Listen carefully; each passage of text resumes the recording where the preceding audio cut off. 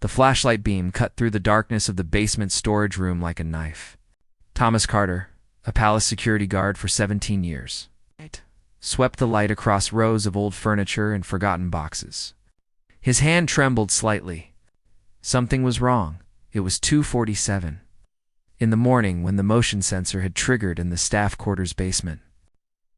Thomas had checked this room 1,000 times, but tonight the air felt different, heavy, like secrets pressed against the walls. He moved deeper into the room, his boots silent on the concrete floor. The smell of dust and old wood filled his nose. Then he saw it. A maintenance panel on the far wall, barely visible behind a stack of chairs. The panel hung open. Fresh scratches marked the screws. Thomas's supervisor arrived 30 minutes later. Michael Richardson was a man who had seen everything in his 25 years at the palace. Nothing surprised him anymore. But when Thomas showed him the photographs, Michael's face went pale. "You're absolutely certain about the location?" Michael asked, his voice tight. "Positive." "The drives are still there?" "Still active?" Michael stood and paced to the window. Dawn was still hours away. The palace grounds lay quiet under security lights. "We need to secure the scene. And we need to inform the head of security immediately." "At 3:30 in the morning?" "Thomas, if those initials mean what we think they mean, time is critical. Someone will notice the motion sensor alert in the system logs. If the person who hid those drives has access to security records, they already know we found them." The words hung in the air like smoke. Thomas felt his stomach tighten. He had not thought about the digital trail. Every sensor trigger, every door he had opened, all recorded. All visible to anyone with the right access level. They were no longer the only ones who knew. Michael made the call. Within 15 minutes, 6 people crowded into the small security office. The head of palace security, the chief of staff, 2 investigators from the Royal Protection Unit, and someone Thomas did not recognize. A woman in her 50s with gray hair and sharp eyes that missed nothing. She introduced herself only as Catherine. No last name, no title. But everyone in the room deferred to her. "Show me," she said simply. They went down to the basement together, a silent procession through empty hallways. Thomas led them to the maintenance panel. When he pulled it open, his heart stopped. The hard drives were gone. The space behind the panel sat empty, except for the battery pack, now disconnected, its red light dark. Thomas stared in disbelief. They were here. "I swear they were here." Catherine knelt and examined the space with a small flashlight. She ran her fingers along the edges, then stood. "He's telling the truth. Look at the dust patterns. Look at the marks on the shelf. Something was here. Recently removed." Michael turned to Thomas. "Did you tell anyone else?" "No one. I came straight to you. Do you check the security footage for this area?" "There are no cameras in the storage basement. Privacy protection for staff quarters."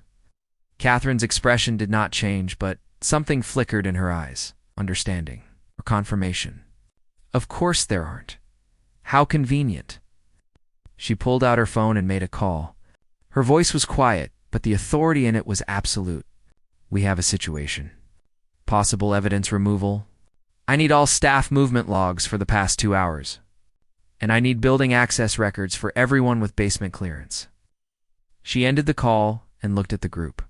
"No one speaks about this. Not to colleagues. Not to friends. Not to anyone. This is now a formal investigation." They returned upstairs. The palace was beginning to wake.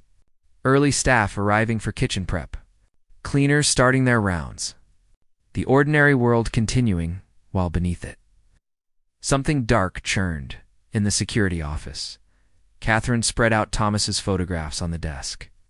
She studied them in silence for long minutes. Then she pointed to the label. "A W7. This is the 7th drive, which means there are at least 6 others, possibly more." "Or were," Michael said quietly. "If someone is cleaning up," Catherine nodded. "We need to find the person who hid these before they disappear completely. Thomas, walk me through everything. Every detail, no matter how small." Thomas described the motion sensor alert, the open panel, the fresh scratches, the footprints. Catherine listened without interrupting, her eyes never leaving his face. The footprints, she said finally. You said they were small? Narrow? What kind of shoe? Thomas closed his eyes, remembering.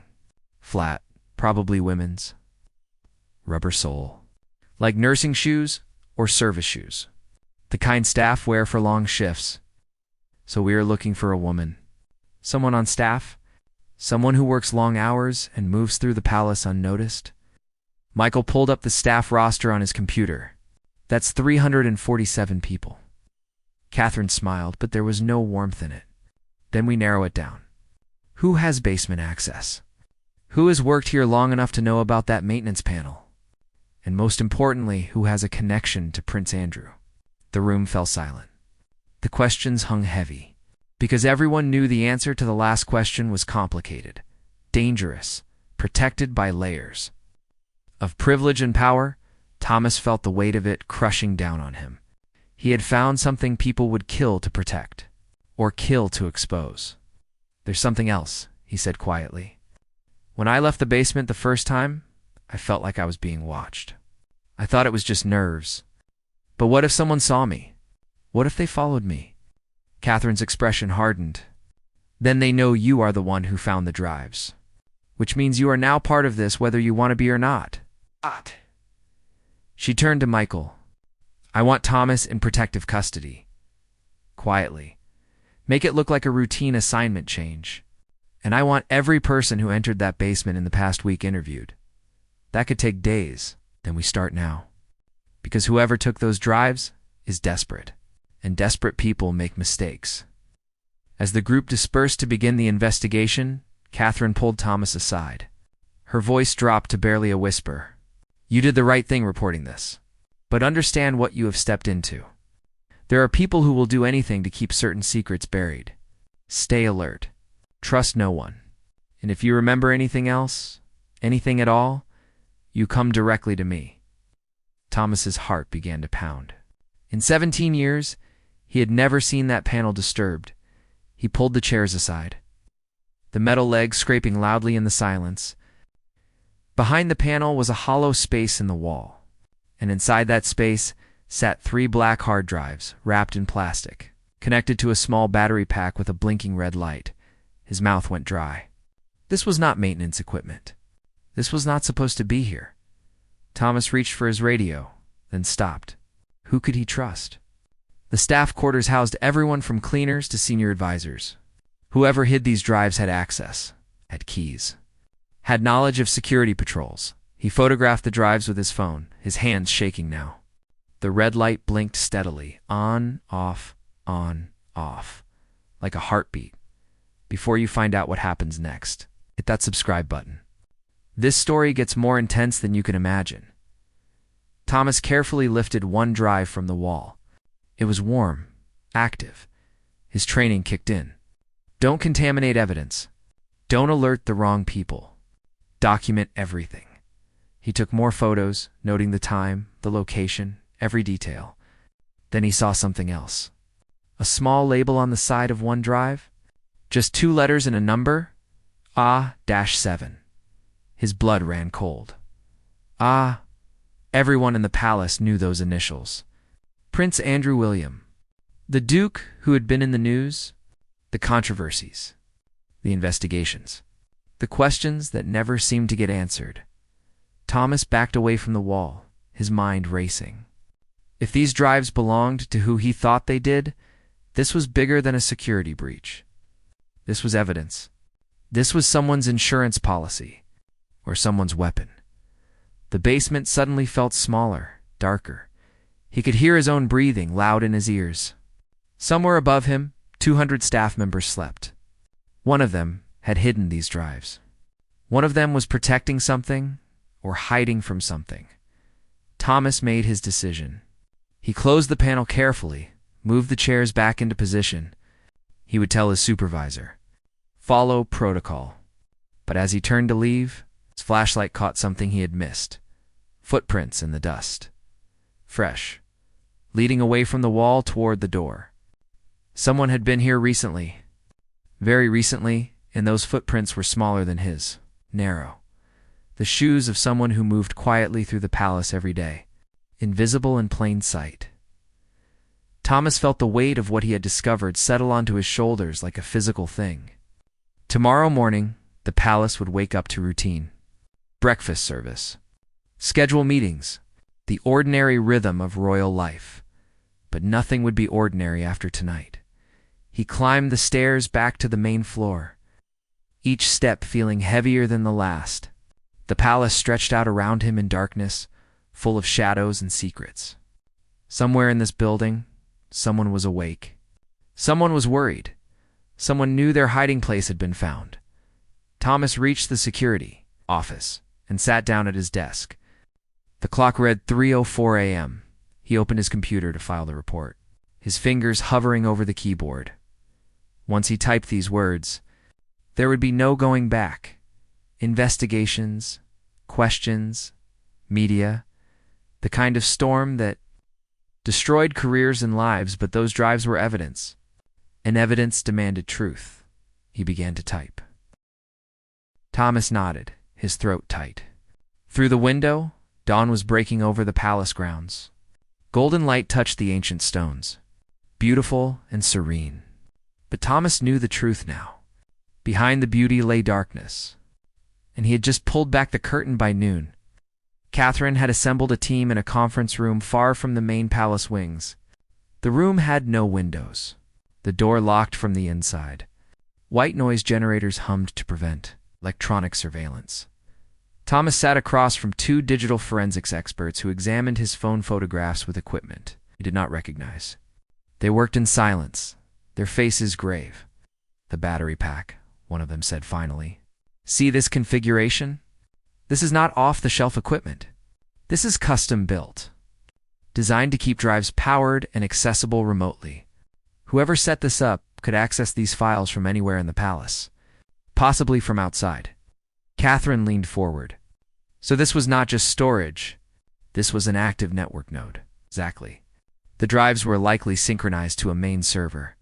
Backup copies of something important enough to hide, but accessible enough to use. Can you trace the network connection? The forensic expert shook his head. Not without the actual hardware. But the sophistication tells us something. This was not set up by an amateur. This took technical knowledge, planning, resources. Catherine turned to a new person who had joined the meeting.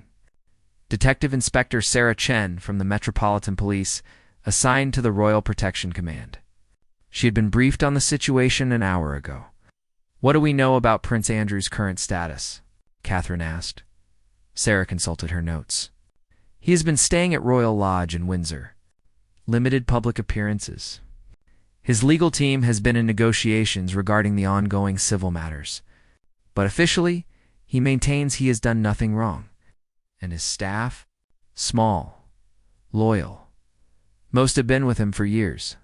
They sign extensive non-disclosure agreements. Getting anyone to talk will be nearly impossible. Catherine stood and walked to a whiteboard. She wrote 3 words. Who? What? WHY. Start with what we know.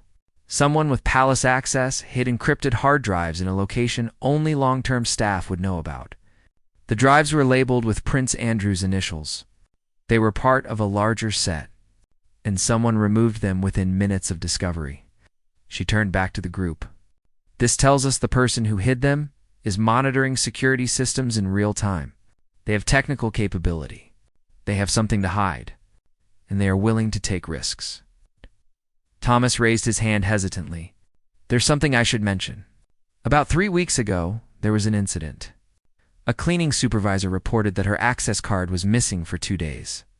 She found it in her locker, thought she had just misplaced it. But what if someone copied it? Sarah made a note. What's the supervisor's name? Maria Cortez. She's worked here for 12 years. Spotless record. We'll need to interview her, quietly. Catherine added another word to the board, timeline. We need to establish when these drives were placed. Thomas, you said the scratches on the panel looked fresh? Days, not weeks? Yes. The dust around the panel was disturbed, but there was still dust on the drives themselves. I'd say they had been there at least a few weeks, maybe a month. Sarah flipped through her phone. A month ago, there was a staff reorganization. Several people moved to new positions. New hires in the maintenance department, and Prince Andrew made an unexpected visit to the palace. Spent 2 days here for what was called family meetings. The room went quiet. The pieces were starting to connect, and the picture they formed was troubling. We need to consider the possibility, Catherine said carefully, that these drives contain evidence. Not just any evidence. Something significant enough that it needs to be hidden, but accessible. Like insurance? Against what? Thomas asked. Against being thrown under the bus. Against being silenced? Against losing in court. Catherine's voice was steady, but cold. Rich, powerful people don't go down easily. They protect themselves. They gather leverage. They make sure that if they fall, they don't fall alone. The forensic expert pulled up something on his laptop. I enhanced the image of the drive label. There's more here. Below the AW7, there's smaller text. Date. September 2019. The date hit like a bomb. Everyone in the room knew its significance. September 2019 was when the accusations had first become public. When the interviews had aired, when everything had started to unravel, Sarah stood abruptly. We need to find those drives. If they contain what I think they contain, and they fall into the wrong hands, this becomes a national security issue.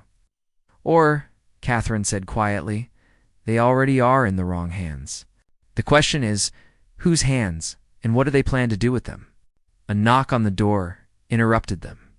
Michael entered, his face ashen. We have a problem. Maria Cortez, the cleaning supervisor. She didn't show up for her shift today. Her roommate says she left early this morning with a suitcase. Said she was taking emergency family leave. Did she file for leave? Catherine asked. No paperwork. No approval. She just left. Catherine and Sarah exchanged glances. The investigation had just become a manhunt.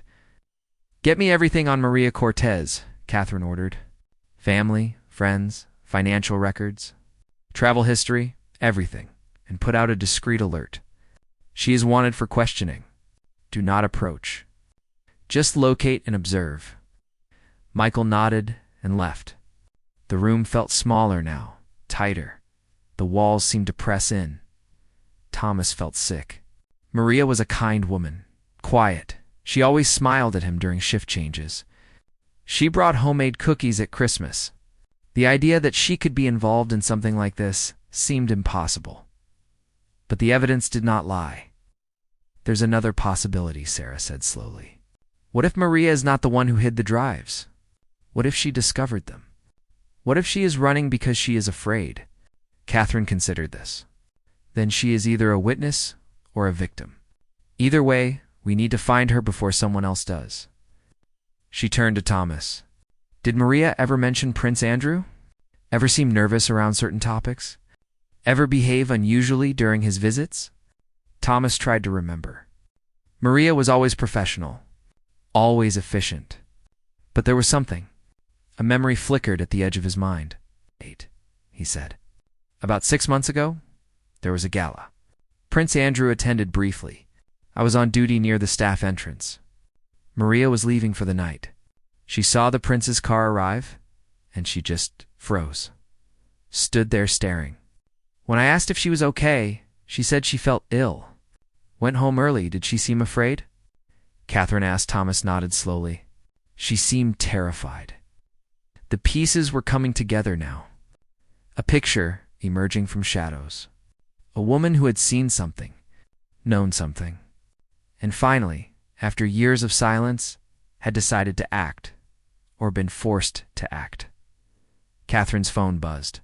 She read the message, and her expression darkened. We have a location on Maria. She is at Heathrow Airport. Checked in for a flight to Madrid that boards in 90 minutes. Sarah was already moving toward the door. I'll have border force delay her, Catherine said sharply. Let her board. Put surveillance on her.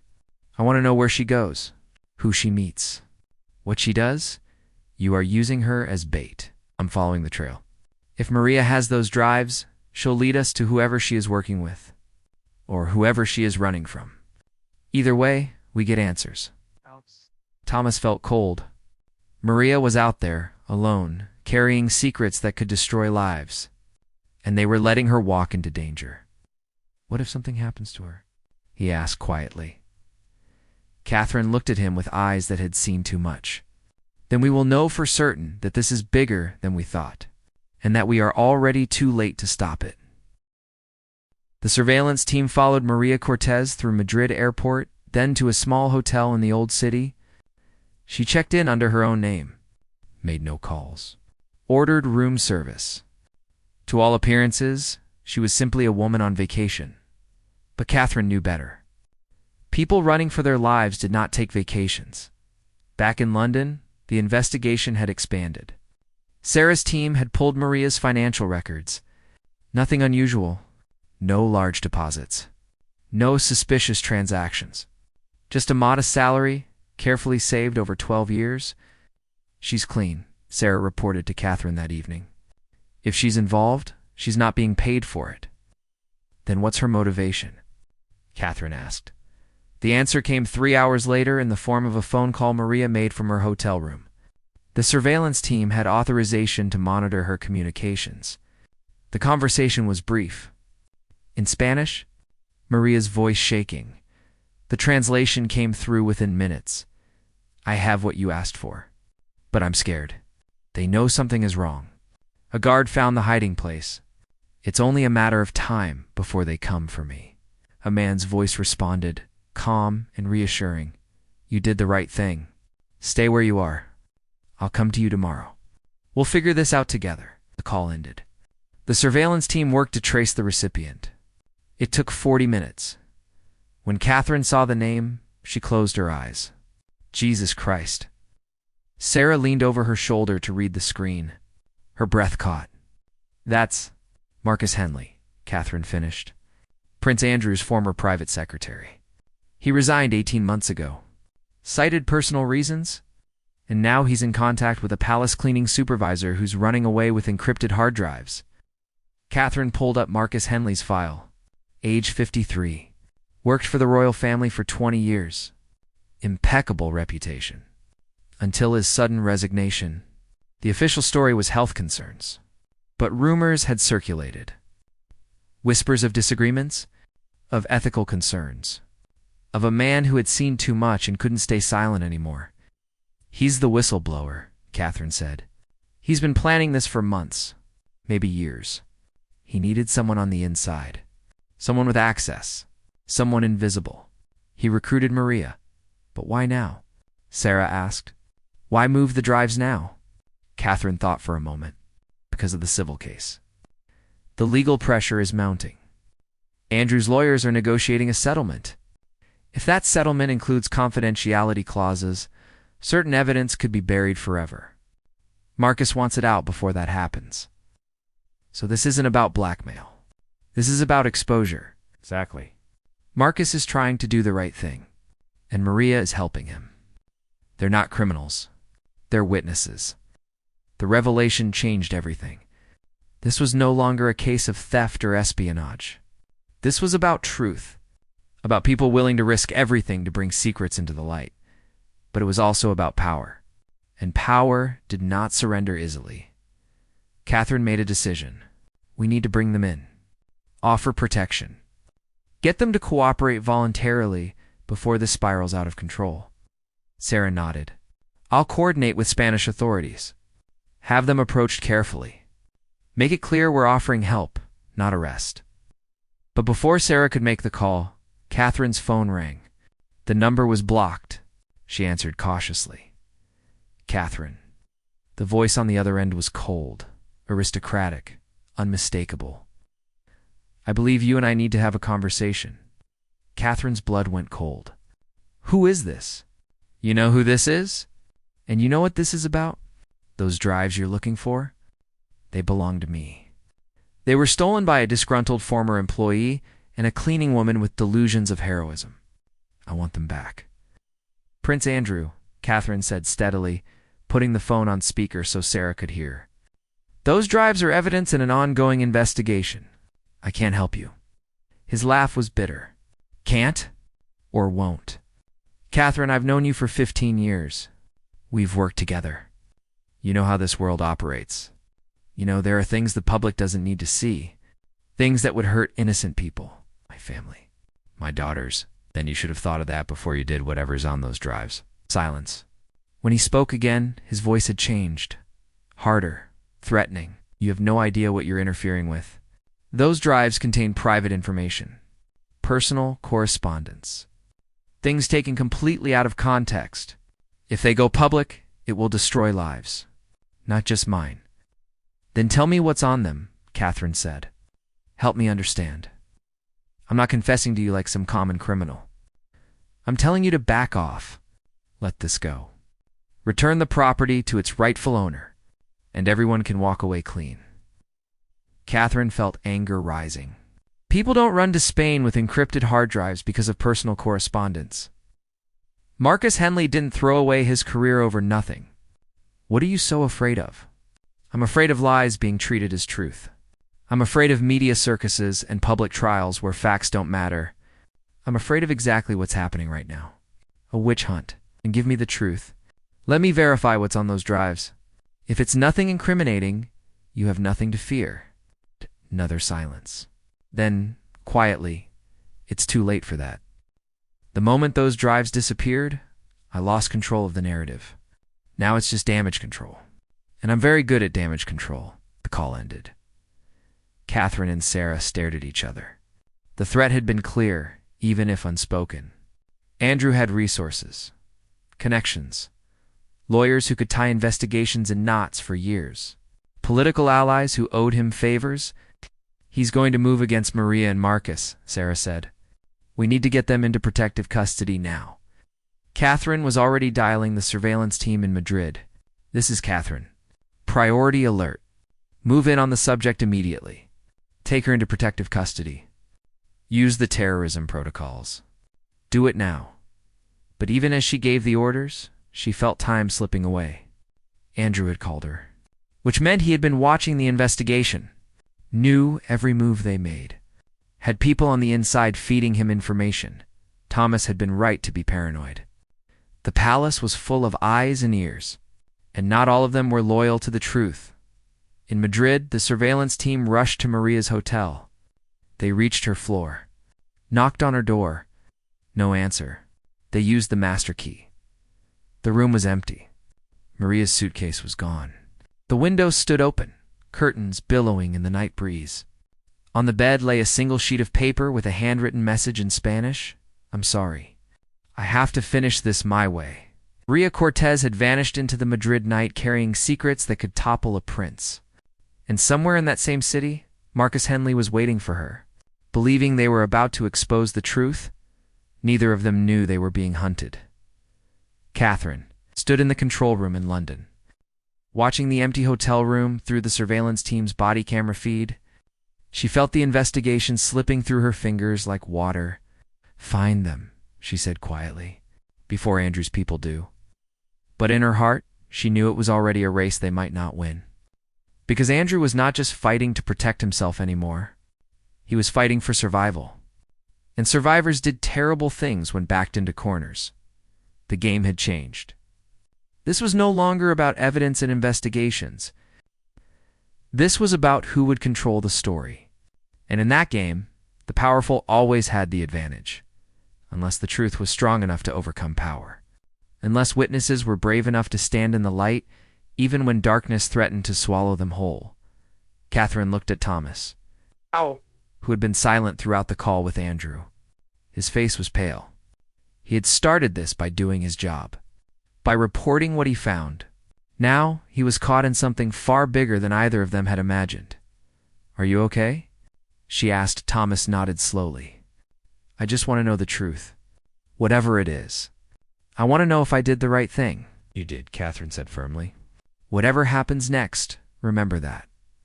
You chose truth over convenience. That's always the right thing." But even as she said the words, she wondered if they would be enough. If truth alone could stand against the weight of power, privilege, and the desperate fear of a man who had everything to lose. The next 36 hours were a blur of desperation and dead ends. Maria Cortez had vanished completely. No credit card transactions. No phone signals. No security camera sightings. She had become a ghost in Madrid's winding streets. Marcus Henley was equally invisible. His apartment in London sat empty, his bank accounts untouched. It was as if both of them had been erased from existence. But Catherine knew better. People did not disappear this completely without help. Someone was hiding them, or someone had already found them. On the second night, Catherine barely slept. She sat in the investigation room, surrounded by files and photographs, trying to see the pattern, trying to understand the endgame. Thomas brought her coffee at 3 in the morning.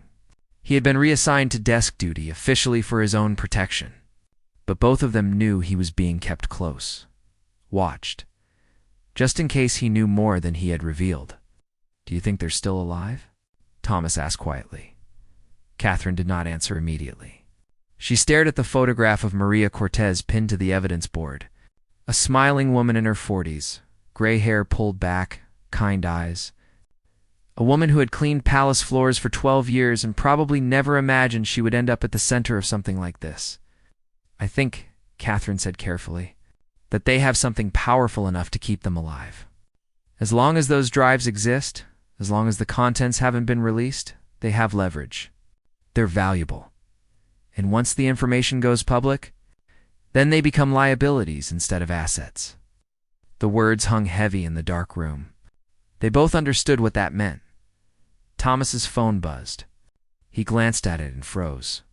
"Catherine, you need to see this." He showed her the screen. A link to a secure file-sharing site. Anonymous. The message was simple.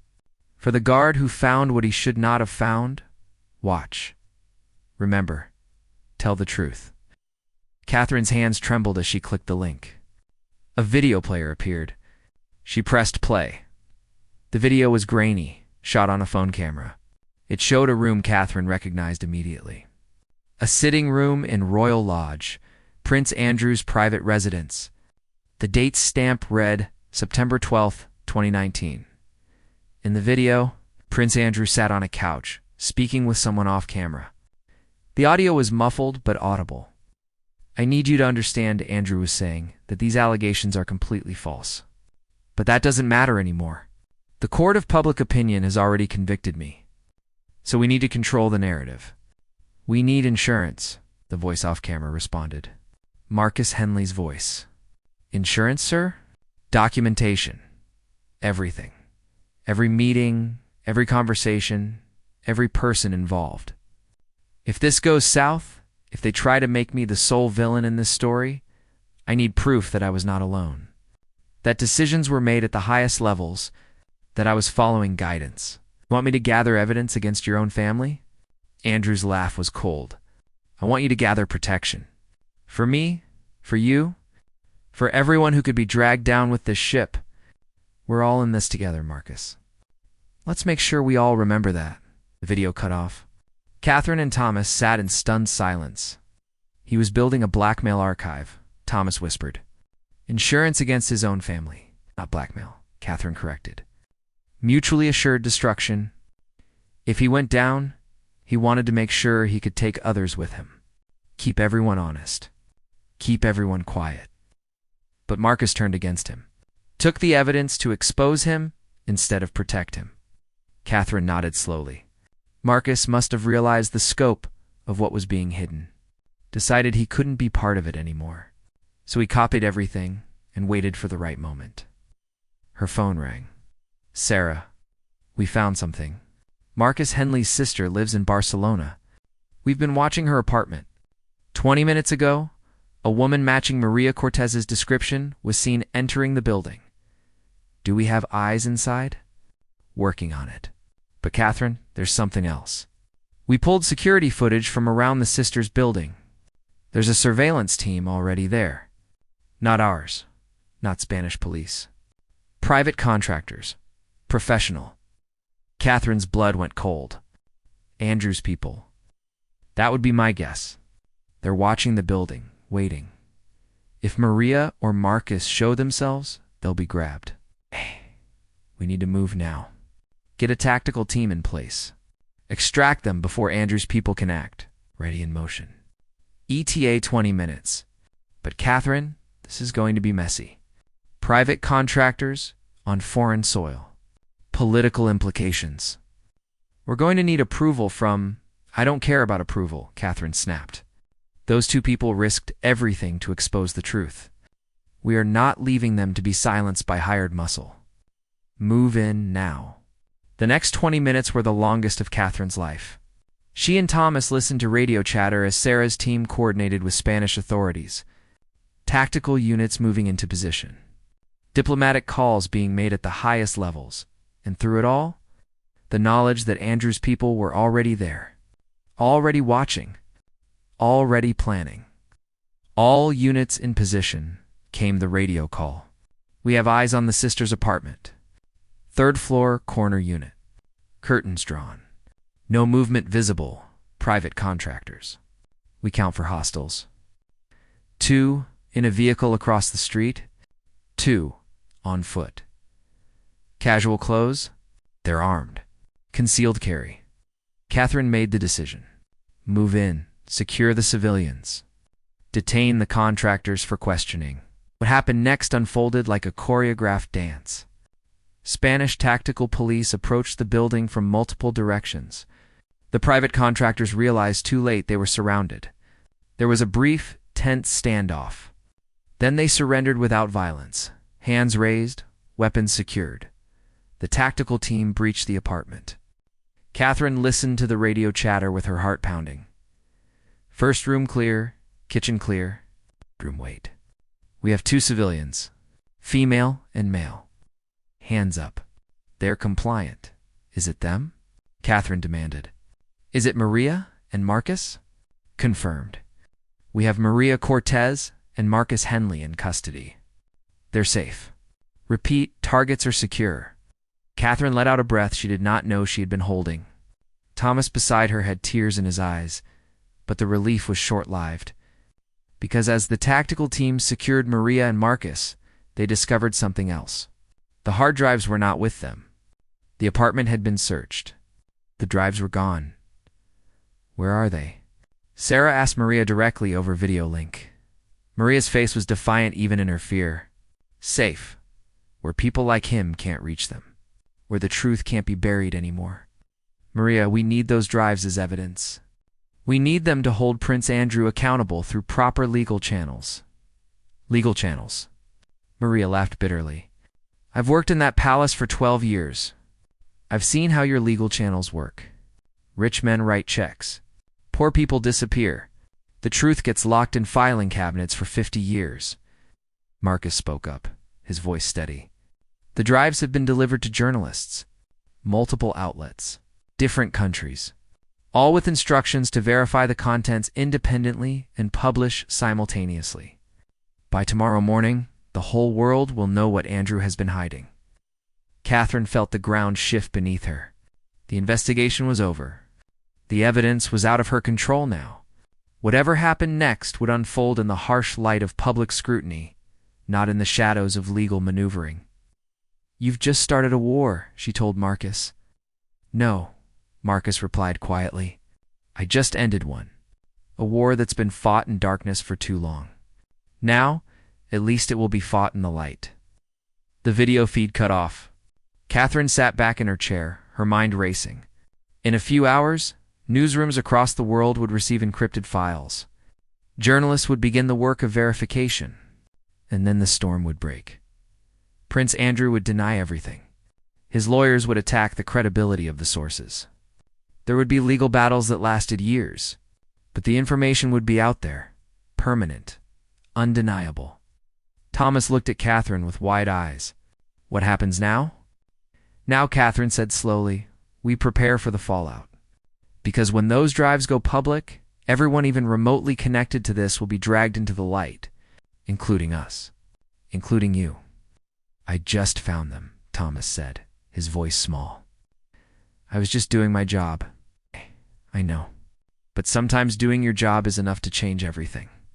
You were the first domino, Thomas. You started this cascade, and there's no stopping it now. They sat together in the quiet room, waiting for dawn, waiting for the moment when secrets became headlines, when whispers became shouts, when the careful architecture of power and privilege began to crack and crumble. Somewhere in Barcelona, Maria Cortez was being transported to a safe house under armed guard.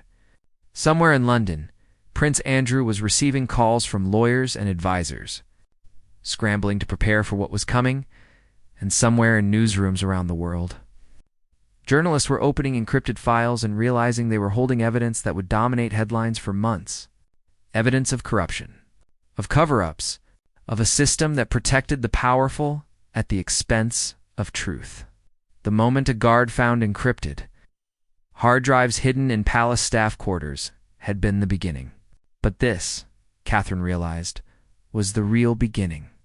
The moment when silence broke, when witnesses spoke, when the truth, however painful, however complicated, finally had its day. The story broke at 6 a.m. London time, simultaneously across 4 major news organizations: The Guardian, The New York Times, German and Spanish newspapers, all publishing identical information from the encrypted drives. The headlines were devastating. Secret archives reveal cover-up at highest levels. Prince Andrew's insurance files expose. Royal crisis management. Palace staff member risks everything to reveal truth. Catherine watched the news unfold from the investigation room, her coffee long cold.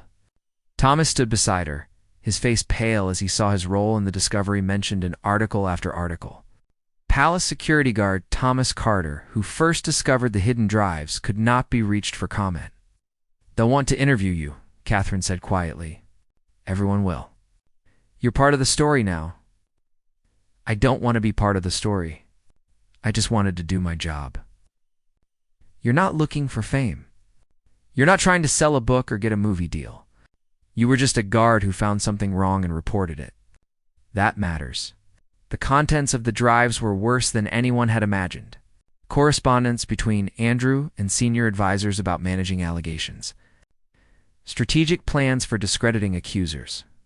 Financial arrangements that look suspiciously like hush money. And most damaging evidence that multiple people in positions of power had known about problems for years and had actively worked to suppress information.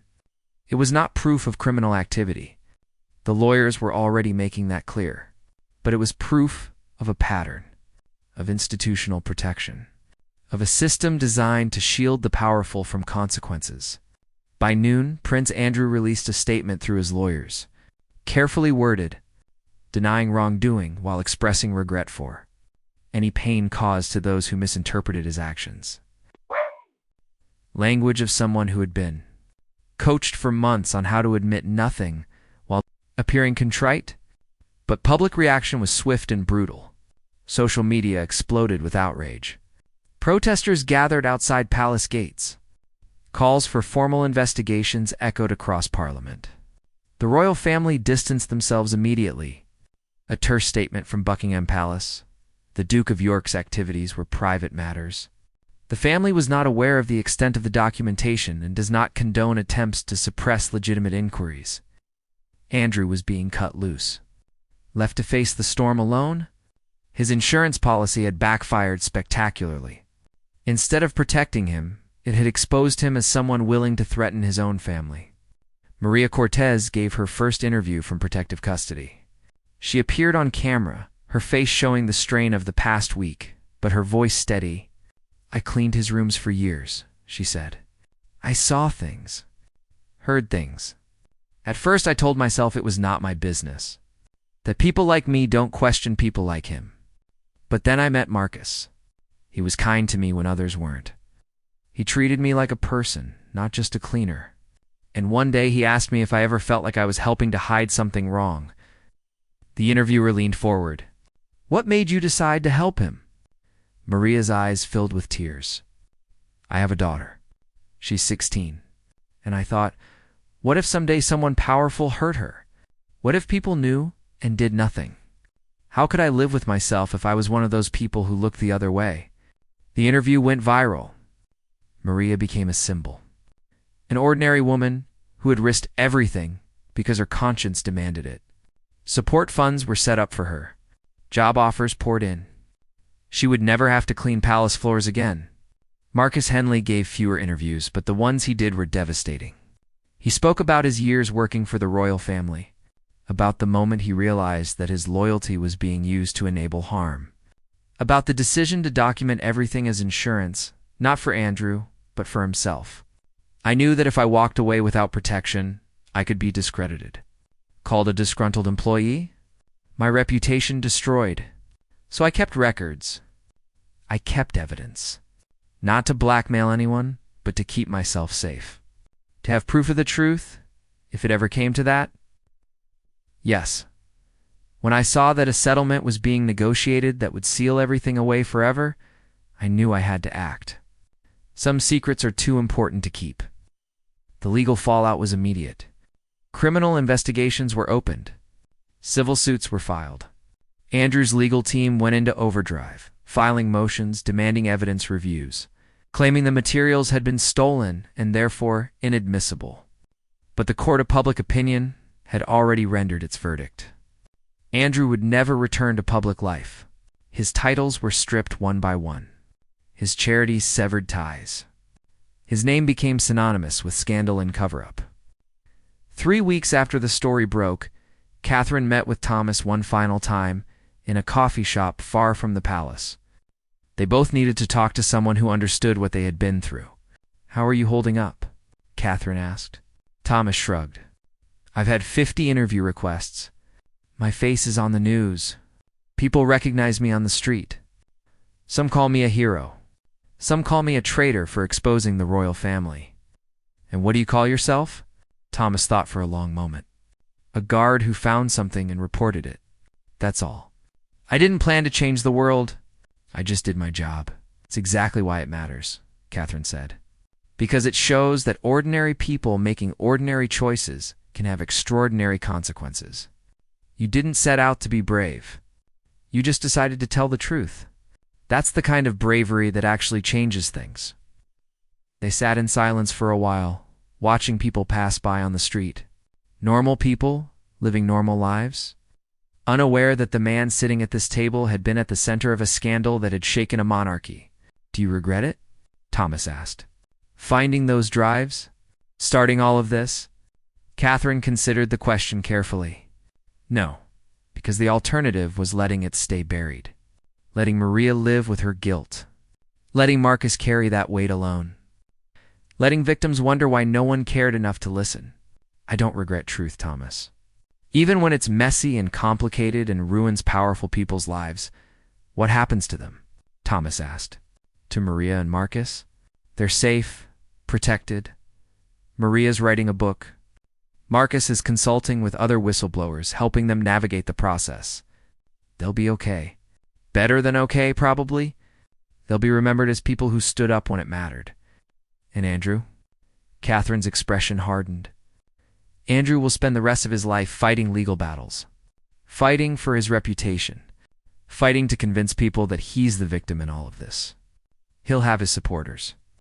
People who believe the powerful are always unfairly targeted. But he'll never escape what those drives revealed. Not really. The truth has a way of following you."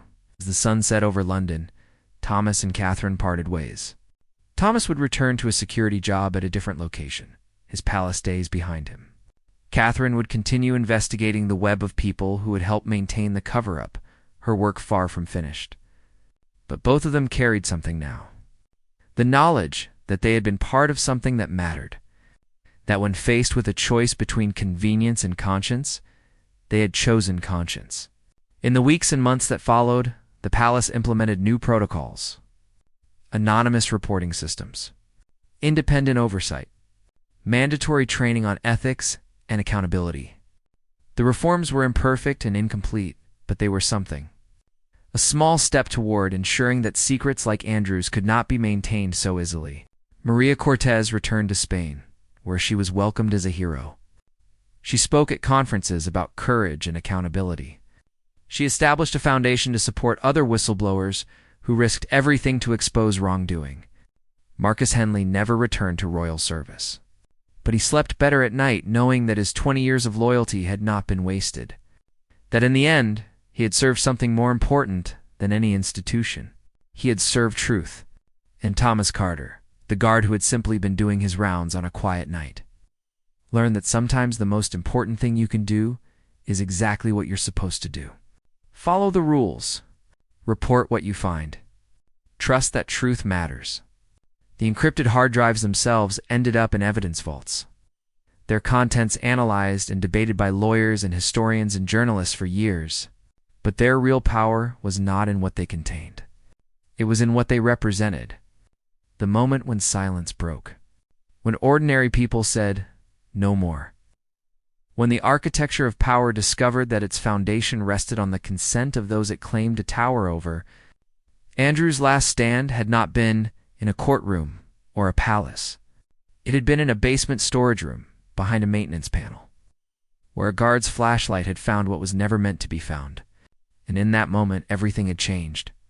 Not because one prince fell, but because the system that had protected him for so long was finally forced to acknowledge that protection had limits, that truth had power, that ordinary people, when pushed far enough, would risk everything for what was right. Thomas sometimes still woke in the night, remembering the weight of those drives in his hands, the red light blinking in the darkness, the choice he had made to report rather than ignore, and every time he knew he would make the same choice again. Because some moments define us. Some decisions echo through time. And sometimes, being ordinary is the most extraordinary thing you can be. The guard who found the drives, the cleaner who risked everything, the secretary who chose conscience over career. Their names would be remembered long after the scandal faded. Long after the headlines became history. Long after Prince Andrew's denials were forgotten. They would be remembered as the people who proved that truth, however inconvenient, however dangerous, however unwelcome, would always find a way into the light. And that when it did, ordinary people had the power to protect it. That was the real story. Not about a prince or a scandal or encrypted hard drives, but about the moment ordinary people became extraordinary by doing something incredibly simple. Telling the truth,